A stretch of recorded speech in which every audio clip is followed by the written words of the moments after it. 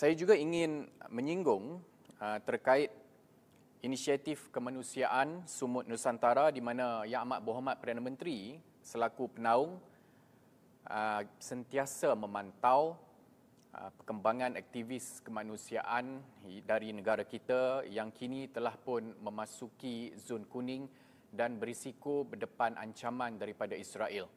Perdana Menteri menegaskan bahawa kerajaan bersama seluruh rakyat Malaysia berdiri teguh menyokong usaha kemanusiaan ini selaras dengan prinsip solidariti dan keadilan yang menjadi asas Malaysia Madani.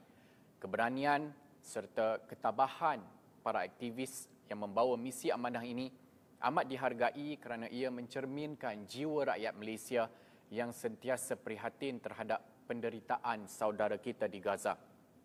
Yang Amat Berhormat Perdana Menteri turut mendesak agar laluan kemasukan bantuan ke Gaza tidak dihalang oleh mana-mana pihak kerana sebarang halangan hanya akan menambah derita penduduk yang sudah pun berada dalam keadaan kritikal.